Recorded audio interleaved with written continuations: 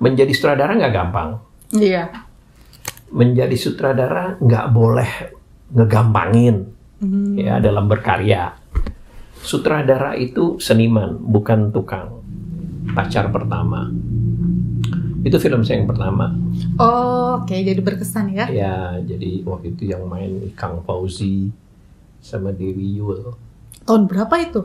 Itu tahun menyutradarai aktor, ya ada caranya.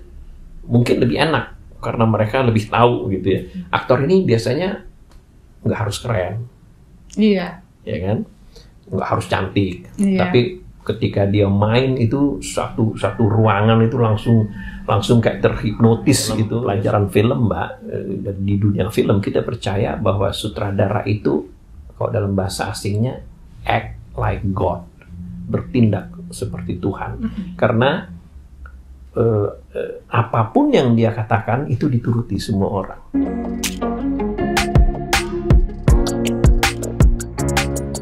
Oke, sekarang kita udah kedatangan tamu yang pertama, perdana banget, namanya Om Sam Sarumpayat. Selamat pagi, Om Sam. Pagi. Mohon maaf, bukan kedatangan tamu, ini kita yang berkunjung. Lalu ini podcastnya masih door to door, Om. Ya, Om Sam, makasih sebelumnya udah meluangkan waktu buat saya, udah mau jadi bintang tamu perdana saya nih, Om. Terus gak nanggung-nanggung lagi, bintang tamu perdananya tuh langsung sutradara. Jadi sutradaranya tuh suhu karena udah kemana-mana. Iya, Om Sam, gini, aku ada 24 pertanyaan nih, Om. Nah, ini nanti pertanyaannya di balik kartunya ini ada pertanyaan. Ini aku kocok dulu pertanyaannya. Nanti Om Sam tinggal jawab. Nah, nanti Om Sam dalam pertanyaan ini ada 3 kali kesempatan buat nggak jawab, cuman bilang rahasia aja gitu. Nah, ini Om jawab bilang rahasianya jangan langsung semua diambil ya, karena masih banyak gitu. Nah, ini kita ngobrol dulu sedikit nih tentang Om Sam sebelum masuk ke pertanyaan. Jadi Om Sam ini juga ternyata adik kandungnya dari Ibu Ratna Sarumpayat ya, Om ya? Iya, pantesan namanya kok nggak familiar. Terus aku juga pas banget nih bisa ngajakin Om Sam buat jadi bintang tamu podcast, karena juga nggak hanya sutradara juga, tapi juga beliau tuh pengajar di salah satu dosen di kampus seni ya, Om ya, gitu. Udah kebayang kan pasti sibuknya kayak apa, nggak kebayang deh, dari ngajar, terus juga sempet juga buat syuting, gitu. Jadi pasti akan mendidik anak muda untuk bisa jadi sutradara-sutradara berikutnya, gitu. Banyak, Om ya, katanya orang-orang yang saya dengar sih, cita-citanya sekarang tuh banyak yang pengen jadi YouTuber, terus juga pengen jadi artis, gitu. Pasti kan jurusan perfilman juga itu bisa dikatakan baru ya, Om ya? Sebenarnya udah lama, Mbak. Film IKJ itu ya contohnya nih ya, IKJ aja. Itu dimulainya tuh tahun 72. Udah berdiri sekolah itu. Jadi udah banyak menghasilkan sutradara-sutradara yang produktif ya di Indonesia, kayak Riri Riza misalnya, kayak Hanung Bramantyo, kayak Garin Nugroho, itu semua lulusan sana, Mbak. Jadi sebenarnya udah sekolah lama dan sekolah yang saya kira sekolah yang utama ya di Indonesia, karena dia ada dalam cabang kesenian, Institut Kesenian Jakarta. Dan itu juga termasuk berarti kampus negeri ya, Om ya? Iya. Masuk kampus negeri, ya. Dan memang setelah itu banyak juga tuh sekolah-sekolah swasta yang kayak misalkan dari fashion design aja, kan gak hanya dari kampus seni, ada juga tuh kayak les gitu, betul. Yang memang course, kursus seperti itu. Ya, betul. Terus dan ternyata nih ada salah satu judul sinetron yang sempat salah satu karya dari Om Sam, yaitu judulnya Suara Hati Istri. Gitu, itu masih tahun 2021 ya, Om ya? Iya, dari 2020 awal pandemi. Ya. Saya salah satu sutradaranya. Ada banyak sutradaranya. Itu juga judulnya lumayan terkenal, terus juga happening, kebetulan juga orang tua saya juga sering banget nonton. Gitu, dan ternyata aku sangat senang bisa ngobrol langsung sama sutradaranya. Terus juga Om Seng juga sempat jadi salah satu juri di FF Festival FFI, Film Indonesia. Gitu. Film pendek. Film pendek. Ya, tahun 2008. Oh ya, itu biasanya apa aja sih kira-kira yang, karena kan itu film pendek tuh kebanyakan film indie ya Om ya? Iya, iya. Nah itu untuk bisa jadi juara itu harus kayak gimana tuh filmnya? Kalau film pendek yang utama itu idenya, Mbak. Iya. Ide, karena film pendek itu kan nggak lama-lama, ada yang 2 menit, ada yang 3 menit, ada yang 5 menit. Ya, jadi dalam 5 menit ide itu apa yang mau disampaikan sutradaranya udah harus sampai pada penonton. Jadi nggak gampang bikin film pendek. Sih. Lebih kadang-kadang lebih sulit dari film panjang gitu ya. Nah itu memang tahun 2008 itu pas lagi happening itu, tiba-tiba banyak sekali pembuat film pendek, dan sampai sekarang ini seperti dengan HP pun kita udah bisa bikin film, kita bisa ikut festival di luar negeri hanya dari HP kayak gitu sih, Mbak. Iya. Itu bisa dikatakan kategori film pendek itu kalau maksimal berapa menit? 20 menit. Kalau 20 menit. 20 menit itu masih bisa disebut film pendek. Iya ya, pantesan agak susah karena gimana caranya dalam durasi yang relatif singkat tapi ceritanya harus bisa tersampaikan semua. Iya, betul, seperti itu. betul. Oke, nih Om, sekarang kita langsung masuk ke pertanyaan pertama ya.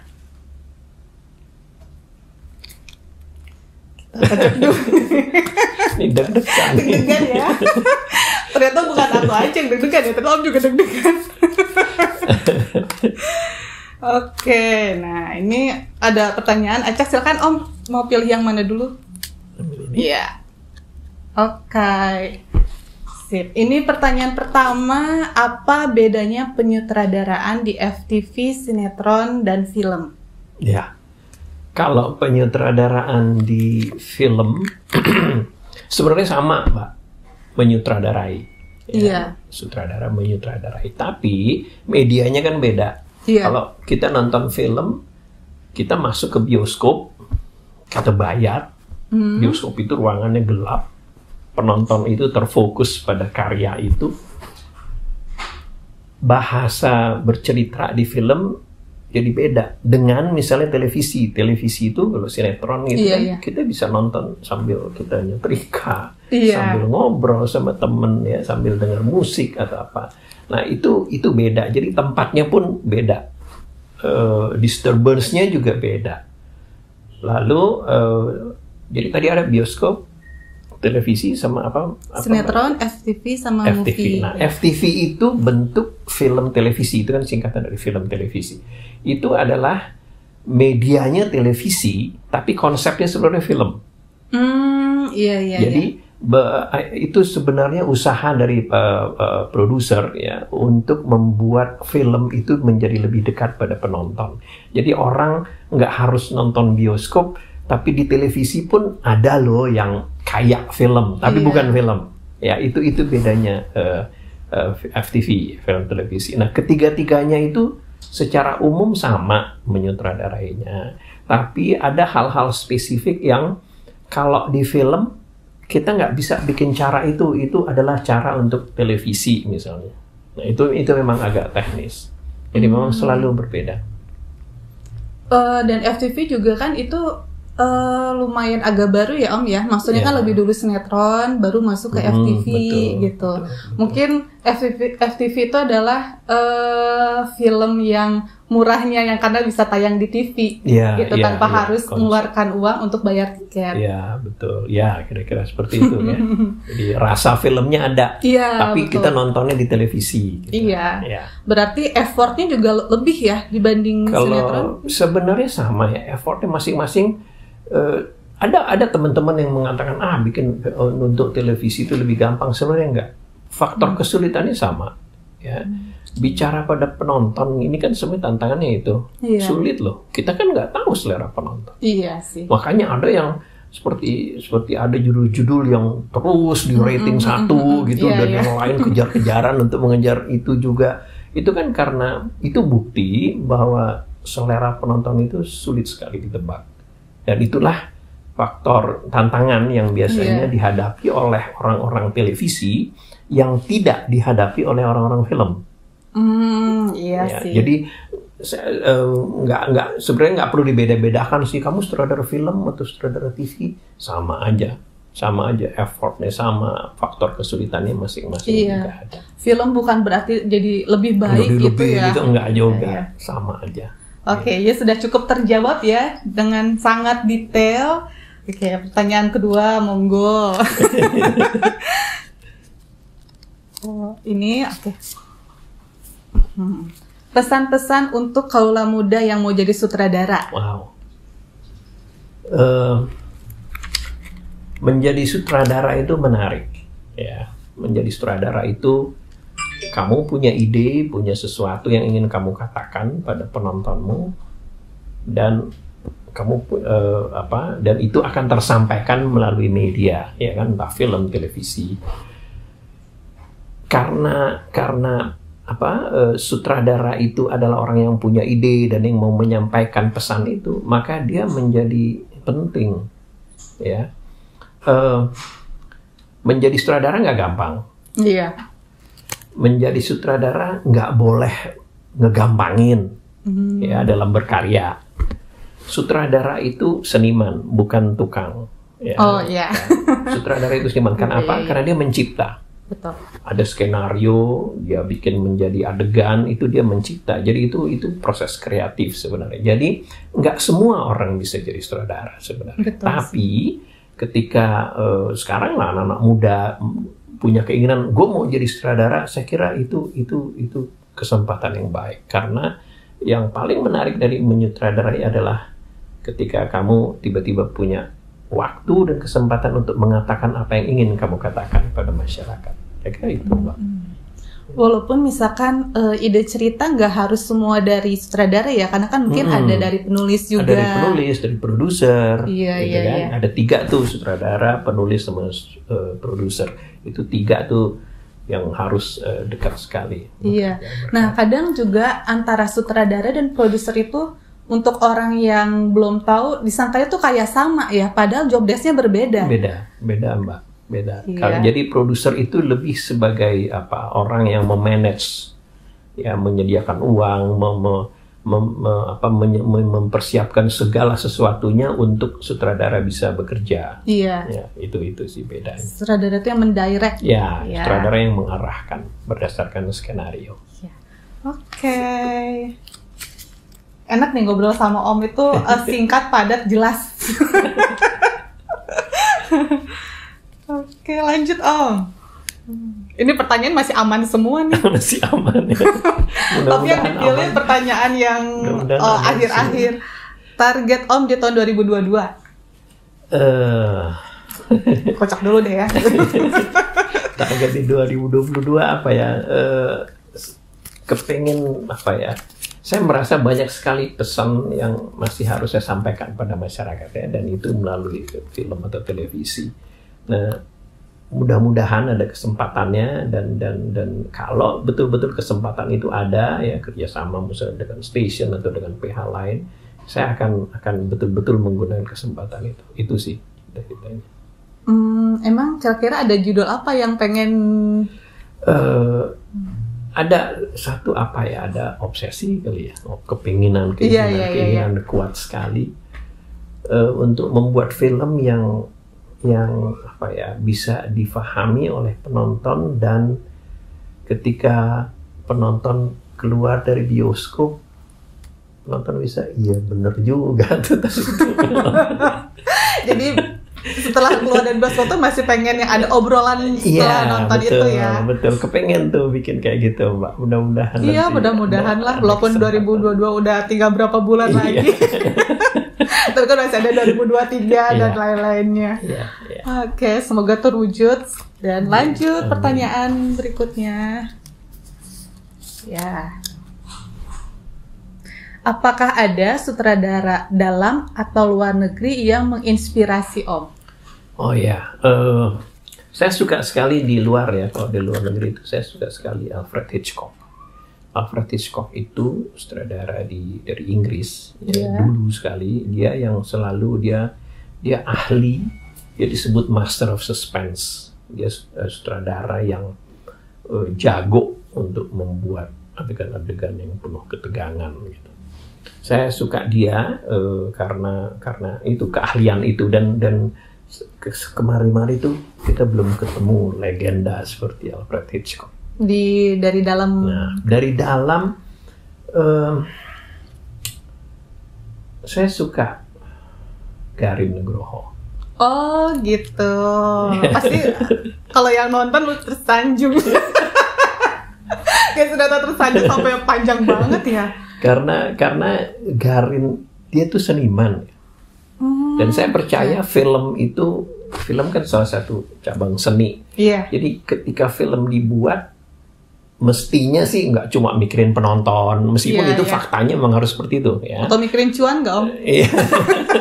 Tapi mikirin juga ini gue mau ngomong apa di film ini gitu, dan saya lihat Garin jago di situ.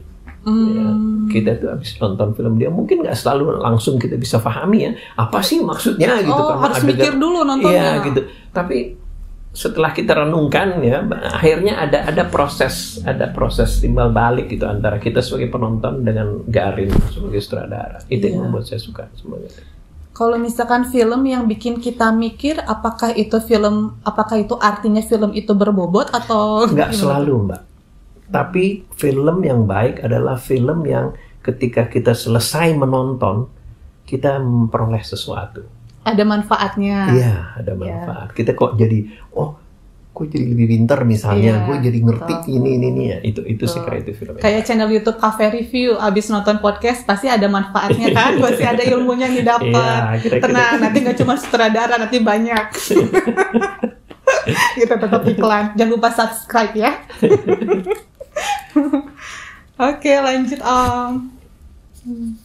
Oke. Paling enak kerjasama dengan PH mana? Wow. Kalau nggak mau jawab, harus ada rahasia.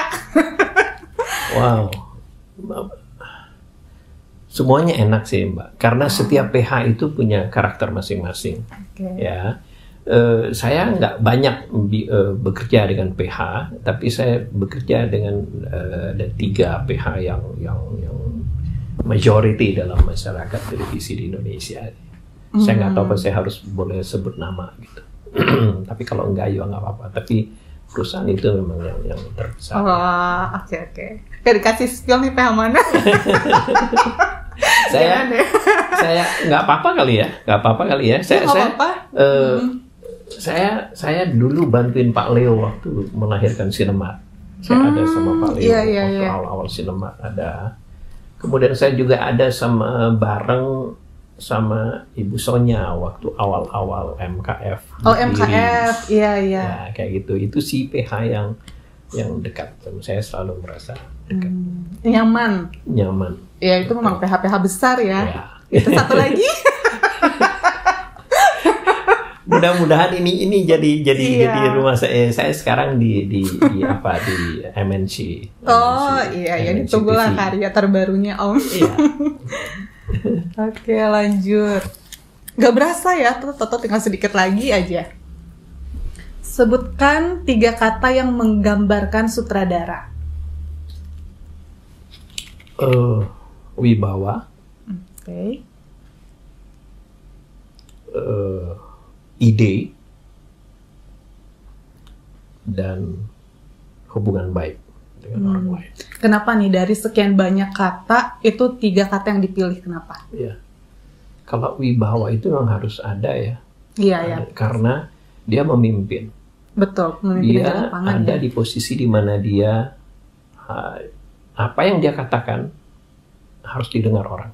Kalau enggak susah Mbak. Iya sih. Karena dia leader ya, dia pemimpin. Jadi dia harus memiliki itu. Kalau enggak ada, ya akan sulit. Terus yang kedua tadi lupa saya Mbak. Tadi wibawa. Terus hubungan baik. Ya, hubungan baik karena orang-orang seperti saya ini yang kerja di industri film televisi itu kan kerja tuh nggak pernah sendiri Mbak. Selalu dikelilingi banyak orang gitu ya, banyak departemen yang harus dikontrol, kerja bareng. Itu melibatkan banyak sekali orang. Ya, jadi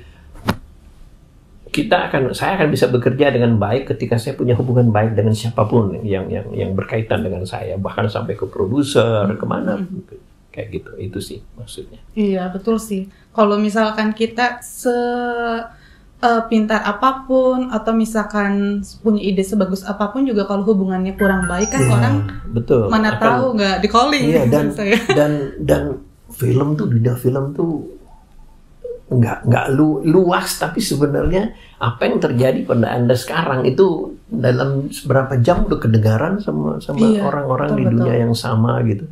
Jadi itu dunia itu kayaknya kecil sekali. Gitu. Iya. Tapi ketika kita melakukan sesuatu yang baik, yang hasilnya juga baik, itu juga akan langsung diketahui yang lain dan mudah-mudahan bisa menularkan hal yang positif ke yang lain. Kayak gitu. Misalkan ada judul yang dibungkus aja, perasaan itu baru juga sejam 2 jam, infonya udah nyebar kemana-mana kan, kayak gitu. Persis. Ya, gitu. Terus yang terakhir ide. Yang terakhir itu ide. Iya. Ya. Ide ini ya seniman ya, kalau kita berkesenian itu memang modal utama. Punya sesuatu yang ingin dikatakan dan ide ini harus orisinil diusahakan ya. Ide orisinil bagaimana mendapatkannya? Yaitu kita dapat dari baca. Ya, kita nonton film, kita dari pengalaman hidup misalnya. Ya makanya Mbak, coba deh perhatikan sutradara-sutradara yang karya-karyanya itu makin matang dan itu justru setelah dia berumur 40 tahun ke atas. Karena udah pengalaman juga persis, udah mengalami ada perjalanan hidup yang sudah dilalui. Saya nggak bilang bahwa sutradara muda itu nggak bagus, banyak juga. Tapi karya dari seorang sutradara itu biasanya itu matang itu ketika dia sudah berumur tertentu kayak gitu. Nah, ide juga di situ, itulah pentingnya ide kayak gitu, Mbak. Iya sih, betul, saya setuju sama ide itu karena walaupun memang ceritanya sudah ditulis matang oleh penulis, kadang kan untuk yang eksekusi di lapangan itu perlu ada tambahan-tambahan ide dari sutradara gitu biar salah satunya. Iya lebih bagus. Biar tidak flat. Mungkin yang tadinya treatment hanya di jalan doang, kalau ada ide tambahan kan jadi lebih hidup. Persis, gitu Mbak. Oke, kayak tahu banget gitu ya. Oke, lanjut. Siapa? Saya deg-degan terus loh. Deg-degan, abadnya lebih dia deg-degan. Aku deg-degan awal doang. Siapa artis Indonesia yang belum pernah kesampaian buat kerja bareng? Waduh, yang maksudnya yang saya ingin gitu ya. Iya, betul. Saya tuh kepingin sekali tuh sebenarnya menggarap bekerja bareng sama Luna Maya. Oh, belum Om. Ya. Iya. Jadi selalu ada keinginan untuk ketika seorang artis kan ada image yang mengikut dalam diri artis itu. Betul. Ya. Selalu ada keinginan untuk membuat image yang sudah dimiliki sebelumnya itu tiba-tiba kita punya keinginan untuk membuat ternyata ada image lain loh. Jadi nggak selalu kayak gitu misalnya. Itu selalu dan saya lihat dia Luna Maya itu kesannya dia orang pinter ya. Iya. Aku juga suka sih Om. Iya, dan artis atau seorang public figure mestinya pinter dong, mestinya. Iya. Mestinya.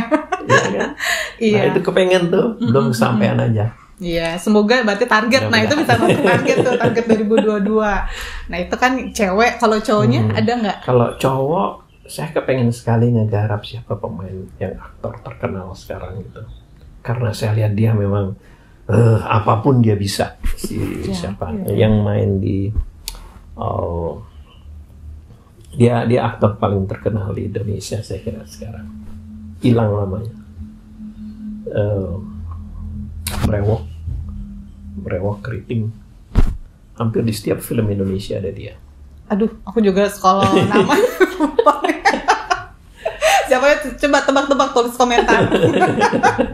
Oh bisa aja nih buat tanya netizen jawab. Dia saya pikir dia aktor. Dia betul-betul aktor. Kita dulu ada kenal banyak aktor bagus ya di Indonesia. Ada Slamet Raharjo, ada Deddy Mizwar. Iya. Ada banyak lah ya untuk menyebut nama. Tapi kawan yang satu ini yang namanya masih belum ini. Ini namanya dia terkenal sekali. Dia yang saya kira aktor yang paling terkenal sekarang. Dia itu saya lihat filmnya apa aja dia bisa gitu. saya semua sutradara. karakter bisa. Ya, saya udah duga, saya nonton nih. Saya duga nanti dia akan begini. Salah loh, Mbak. Karena dia memberikan sesuatu yang unpredictable. Dan itu memang salah satu modal aktor ya. Dia gampang ya nggak ketebak gitu. Dia bisa lakukan sesuatu, dia memberikan sesuatu dalam acting yang dia lakukan itu yang kita nggak sangka gitu. Gago nih orang kayak gitu.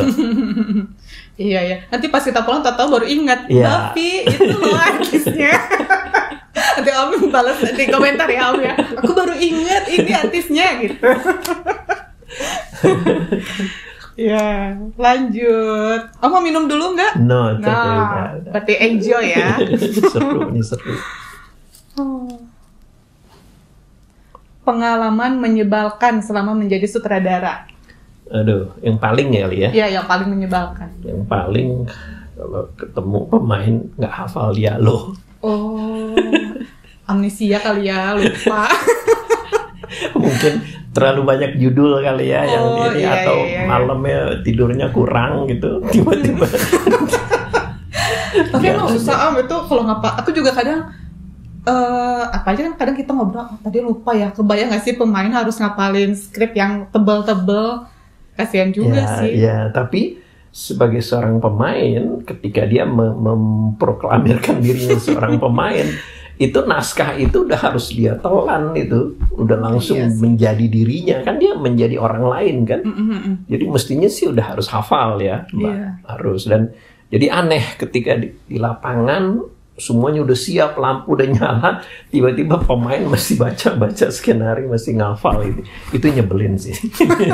Tahu kalau misal udah hafal nih, tahu kan nervous, tiba-tiba buyar, kadang suka gitu. Iya banyak. Tuh sobat gaul kalau yang rasa pikun, gampang lupa, nggak usah ngarep jadi artis. Nanti bikin kesel ya. Nggak cuma sutradara, semuanya jadi menghambat. Minum obat dulu biar nggak gampang lupa. Oke, lanjut. Genre film favorit seperti apa? Misalkan drama, horor, atau thriller, dan kenapa? Saya paling suka drama, Mbak. Oh, drama. Dan saya merasa saya lebih menguasai drama karena keluarga saya itu penuh drama. Jadi kami itu kakak beradik aja udah 9. Wow. Iya. Jadi waktu ayah masih ada, ibu masih ada, mereka tuh ayah saya tuh itu pentolannya pemberontakan di Permesta dulu melawan Soekarno, terus ibu saya anggota konstituante kayak gitu-gitu. Jadi kakak-kakak itu ada 2 laki-laki, saya salah satunya, dan di atas saya kakak-kakak saya itu 7 perempuan. Ya keluarga besar ya, Mbak. Jadi namanya hidup ya, kami juga bukan keluarga yang mewah, hidup susah waktu itu kayak gitu. Jadi ya banyak drama lah. Itu berpengaruh ke saya. Kemudian banyak baca gitu ya, banyak nonton. Akhirnya saya kok ngerasa ini sesuatu nih gitu ya, bisa direpresentasikan gitu ya, dan entah film, entah sinetron. Nah itu makanya saya lebih banyak ke sana, dan saya lihat kayaknya memang saya lebih di sana di drama.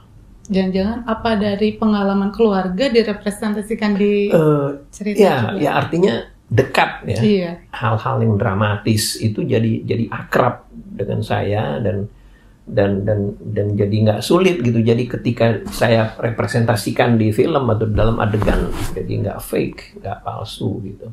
Iya, Om Sam ini juga kan dari keluarga yang banyak di bidang seni ya? Iya.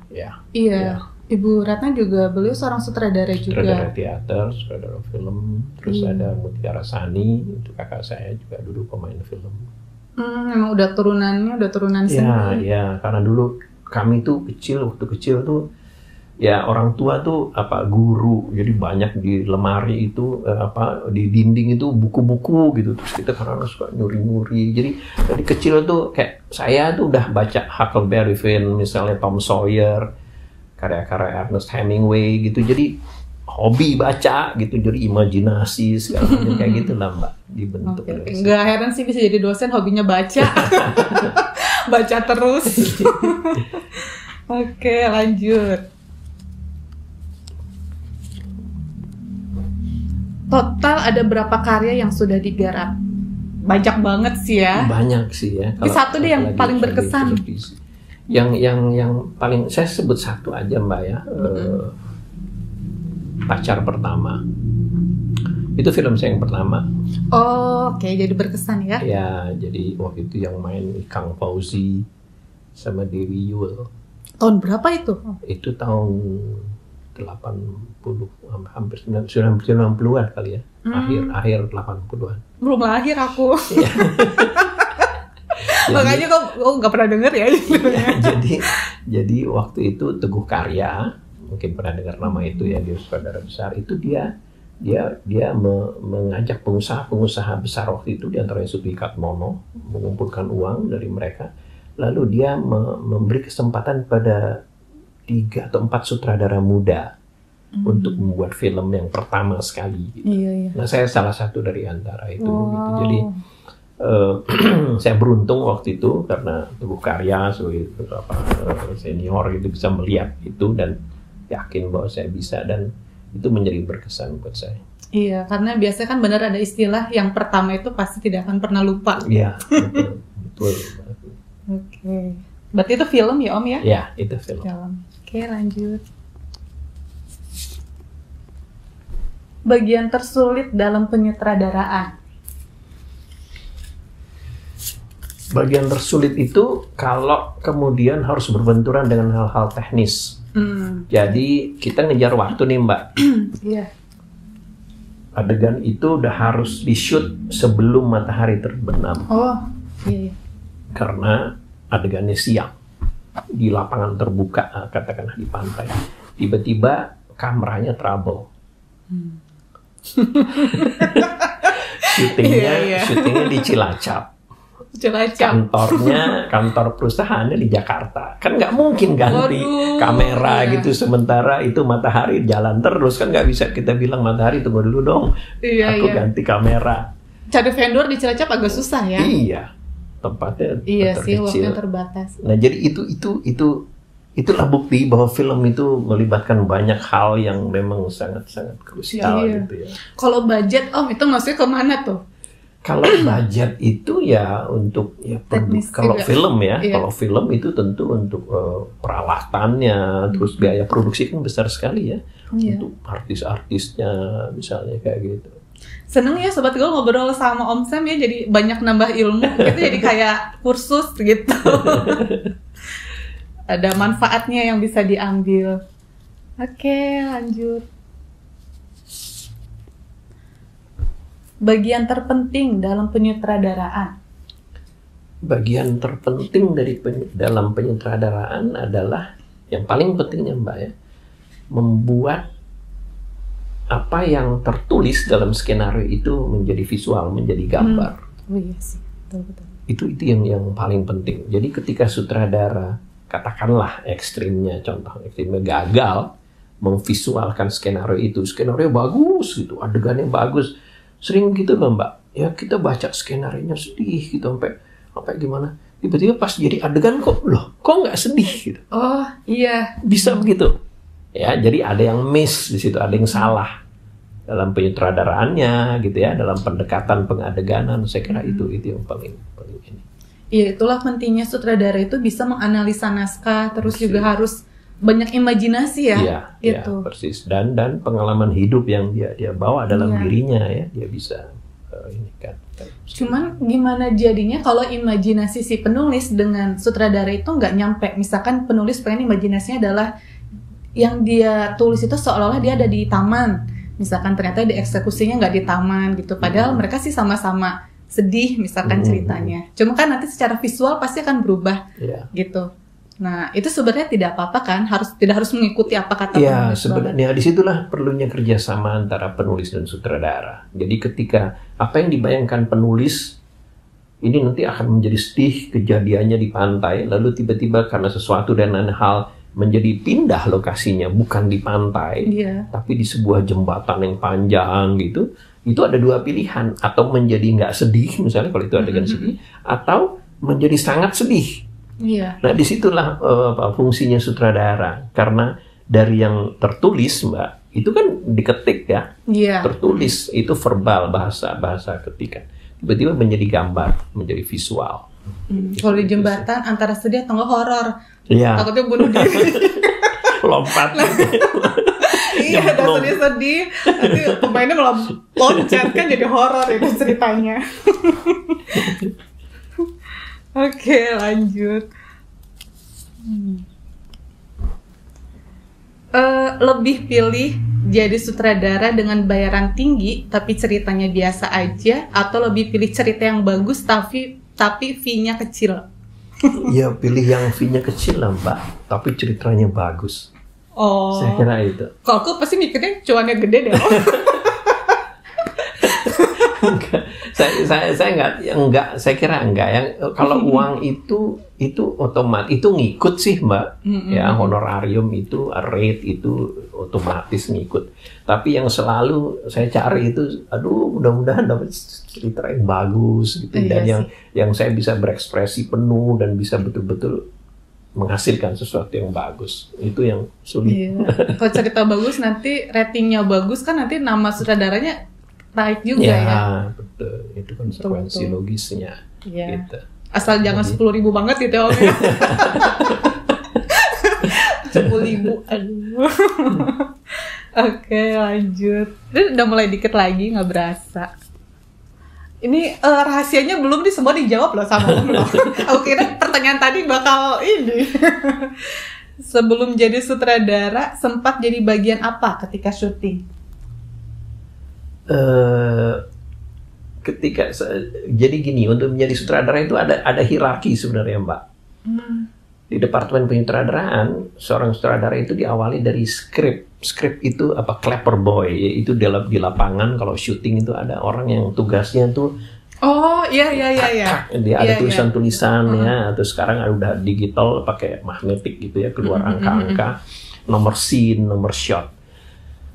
Itu orang yang paling rendah dalam departemen penyutradaraan. Saya awalnya dari situ.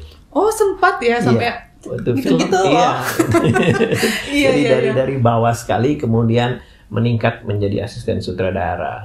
Ya, saya beruntung ada 5 sutradara senior di film Indonesia yang pernah saya asisteni waktu itu. Nah, setelah itu kan diuji tuh, kan kita ada organisasi sutradara, diuji, diputar filmnya, diuji. Lulusnya nih jadi sutradara gitu, pengukuhan namanya. Iya, tuh kan nggak ada yang instan. Kalau yang instan itu afiliator baru ya. Nah, setelah lulus baru kita kemudian sah menjadi sutradara, boleh pakai nama itu, ada kartu anggota sutradara gitu. Bangga pasti kalau pakai tempat itu ya. Karena nggak gampang dapetnya Mbak, gitu, nggak instan. Beda zamannya Mbak. Kalau sekarang kamu punya ide, kamu punya alat, punya HP, udah bisa bikin film Mbak. Iya. Itulah beda zaman, maka tuntutannya juga sekarang malah sebenarnya lebih kuat karena isinya yang kembali kayak tadi, apa yang mau kamu katakan gitu. Tadi kan Om bilang ada yang digital, kayaknya aku belum pernah lihat tuh yang digital. Ada sekarang udah jadi kayak langsung keluar tulisan-tulisan gitu. Agak kecil kali ya mungkin. Iya, itu begini. Gitu. Coba nanti aku browsing deh, ntar aku tempel di videonya kayak gimana. Clapboard. Oke, cuman kalau bentuk yang manual itu kayak lebih Jadi kalau dulu itu sebesar laptop inilah kira-kira Mbak. Jadi laptop, terus itu pakai kapur loh zaman dulu Mbak. Pakai kapur nulisnya. Spidol ya, sana ada spidol. Terus ada penghapusnya. Jadi lucu saya ingat dulu. Ada penghapus itu digantung di papan itu, jadi nggak lari kemana-mana, nggak akan hilang gitu. Jadi setiap ganti shot langsung hapus, tulis nomor shotnya berdasarkan breakdown skenario. Kayak ini SD zaman dulu masih pakai kapur gitu ya. Iya, pakai kapur bener. KAPUR.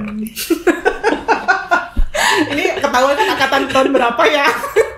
Gak usah dikasih tahu. Orang dulu ya. Makanya ini sutradara suhu gitu nyebutnya. Oke, lanjut. coba jelaskan awal meniti karir menjadi seorang sutradara. Ya, hampir sama sih ya tadi ya. Itu tadi udah terjawab. Sudah terjawab gitu. Dari Clipper berarti awalnya ya. Clipper. Dari Clipper terus ke asisten sutradara terus sekarang jadi sutradara Suhu. Yeah. Oke. Lanjut. Ini kita kayak mau main gapleh ya. Pengalaman paling menarik menjadi sutradara. Pengalaman paling menarik menjadi sutradara itu, tapi saya nggak usah sebut nama ya Mbak. Yeah.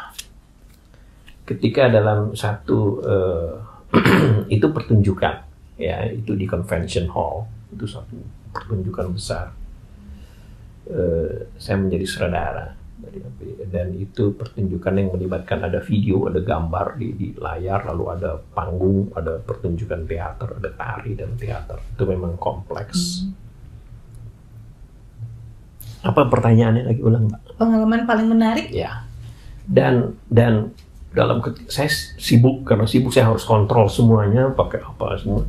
Tiba-tiba saya lihat produser saya nangis-nangis dan sampai buang air di gedung, Mbak, di belakang stage. Kenapa itu? Karena panik. Oh iya, panic attack. Ya, dan karena dia produser, saya nggak boleh mendiamkan dia, Mbak. Sementara pada saat itu pertunjukan udah mau mulai, itu udah hitungan detik. Ya, dan ini harus saya bawa dari situ. Dia nggak boleh kelihatan orang nih nangis-nangis kan. Jadi mungkin karena dia nervous atau apa ya. Dia orang terkenal, Mbak. Saya nggak usah sebutkan nama gitu ya. Itu saya kira itu menarik sekali. Jadi kamu terkenal apapun, kamu manusia biasa gitu. Kamu akan ada nervous, groggy karena beban pekerjaan yang begitu besar kayak gitu.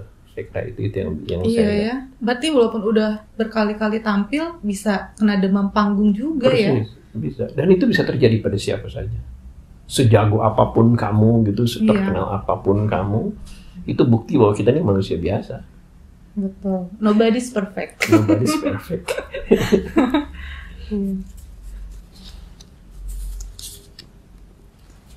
Bagaimana membagi waktu antara syuting dan ketika mengajar jadi dosen? Ya, jadi akhirnya kan saya pensiun, Mbak. Karena apa? Karena saya akhirnya nyerah, nih makin sulit.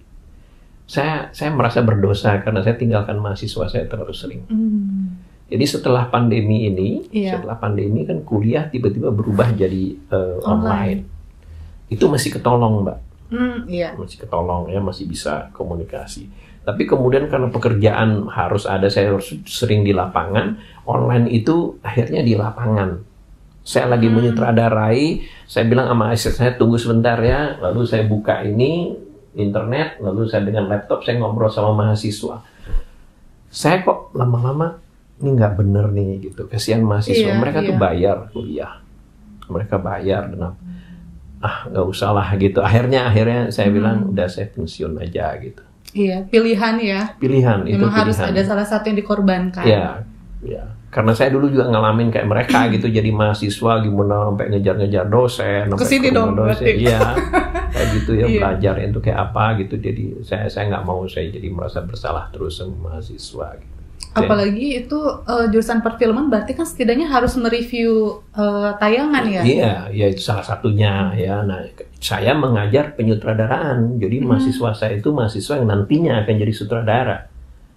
Ya, bukan cameraman, bukan art director, tapi sutradara. Itu kan posisi nomor 1 ya dalam film. Jadi besar sekali tanggung jawab saya gitu. Nah, itu yang membuat nggak benar nih gitu. Oke, berarti bagaimana membagi waktunya? Susah ya? Ya, jadi saya pikir udahlah, makanya saya pensiun aja deh gitu. Jadi kayak pensiunnya memang karena udah waktunya. Jadi mereka kampus tawarkan terusin aja Bang Sam. Saya bilang nggak usah lah gitu. Akhirnya saya pilih di lapangan. Kayak gitu. Lumayan lama juga dari tahun 88 sampai... Iya, hampir separuh hidup saya itu saya di kampus. Iya ya.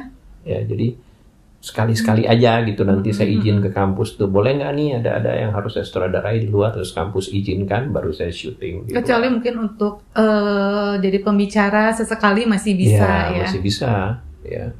Terus waktu bikin tesis itu kan penelitiannya juga kan sulit gitu, jadi seringkali ninggalin kampus, ninggalin pekerjaan juga kayak gitu. Ini dikit lagi lanjut Om. Bagaimana cara mengontrol mood pemain? Mood pemain ini, pemain itu ada dua pemain, Mbak. Ada aktor, ada bintang. Beda. Aktor ini orang profesional, ya memang dua-duanya profesional, tapi aktor itu punya mental yang berbeda dengan bintang. Saya nggak bilang bahwa bintang mentalnya nggak bagus, bukan ya. Bintang juga profesional. Tapi bintang ini kadang-kadang lebih menomorsatukan penampilannya, looknya. Gue harus kelihatan keren, gue harus kelihatan gagah gitu ya. Kalau wanita harus cantik, dia lebih mikirkan make up-nya instead of acting-nya daripada seperti apa dia bermain. Nah ini beda Mbak. Ya jadi ketika menyutradarai aktor, ya ada caranya. Mungkin lebih enak karena mereka lebih tahu gitu ya. Aktor ini biasanya nggak harus keren, ya kan, nggak harus cantik. Tapi ketika dia main itu satu ruangan itu langsung kayak terhipnotis itu ya, semua pemain jadi ikutin dia gitu, jadi terpengaruh positif dengan dia gitu. Nah kalau bintang itu kadang-kadang ya itu datangnya telat, disiplinnya kadang-kadang ya itu ada lah, kita sama-sama tahu lah ya di dunia film, di dunia televisi itu ada aja gitu. Ada yang sampai kru tuh katanya, saya sih nggak pernah ngalamin, udah siap jam 8 tapi pemainnya baru datang jam 4 sore gitu, sementara matahari udah hampir habis. Itu bintang biasanya tuh kayak gitu. Bintang. Tapi dalam satu judul biasanya memang harus ada satu bintangnya harus, karena yang kita bikin kan memang harus ditonton orang. Iya, buat menggait, ada fansnya lah. Iya, ada fansnya, ada followersnya banyak. Sekarang kan gitu Mbak. Iya. Kita lihat pemain-pemain di televisi terutama ya, film juga hari gitu. Ini siapa nih gitu? Ini latar belakangnya apa gitu? Kemudian pas kita cari, followernya banyak. Karena banyak banget selebgram kan? Iya, follower. Jadi sekarang follower yang jadi ukuran. Coba, itu kan jadi merubah standar. Kalau kayak saya misalnya, dulu saya ngajar di pendidikan gitu kan, terkaget-kaget Mbak. Loh, jadi untuk mengukur kemampuan seseorang itu follower. Toto followersnya beli. Gimana? Iya. Followers bodong. Ya gitu, ya itulah zaman berubah. Nanti aku mau beli followers 1 juta nggak jadi artis. Kalau aku cocok nggak jadi artis.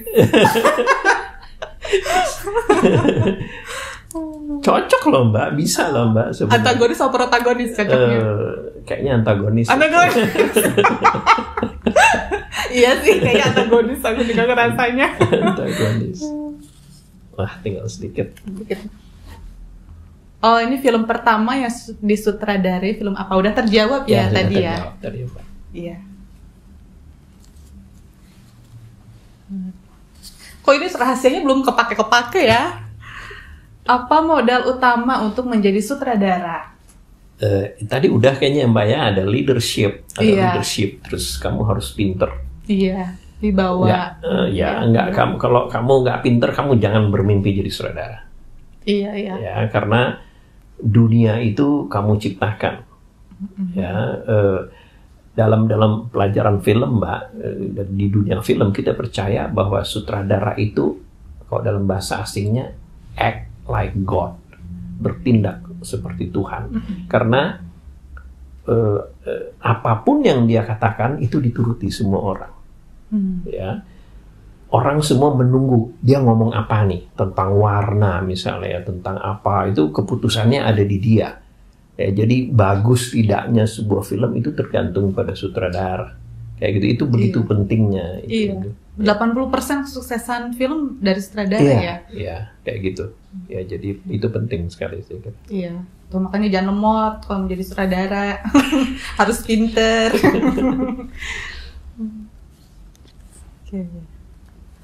lebih suka ngerjain project film genre apa? Sudah ya tadi ya drama ya, drama. Sudah terjawab. Ini 3 lagi. Tips and trick mengarahkan pemain yang susah diatur. Jadikan dia temen. Ya, jadi kan kadang-kadang kita denger-dengeran nih Mbak, ya kan, oh pemainnya si Anu gitu. Kita browsing, kita buka internet, kita tanya ini siapa sih gitu kan, ini pemain lo nanti sini. Tahu nih, ternyata ini pemain yang kalau kita sering menyebutnya pemain yang berkarakter sulit. Ya. Nah, udah tahu nih, pemain gue sih itu gitu kan. Iya. Make friends. Harus PDKT dulu. Iya, PDKT. Jadi sebelum syuting itu bisa kenalan ya, terus mungkin kita bisa duduk di kafe mana ngobrol gitu ya. Lalu dia juga bisa dekat sama sutradaranya kayak gitu ya. Nah, itu biasanya membuat jadi cair semuanya. Jadi apa yang tadi dikhawatirkan itu menjadi hilang.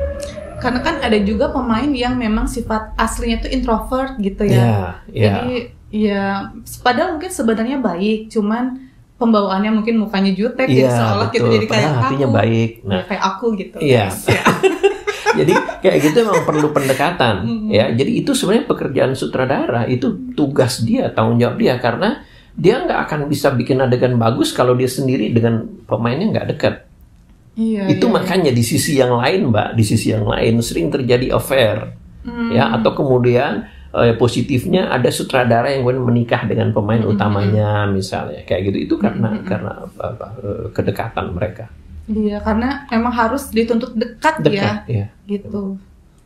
Oke, tapi ini tinggal 2, tapi ada salah satu yang agak cukup gimana gitu pertanyaan. Pilih yang mana dulu deh. Oke. Step by step untuk menjadi sutradara itu harus belajar apa dulu? Saya kira teknis ya. Iya.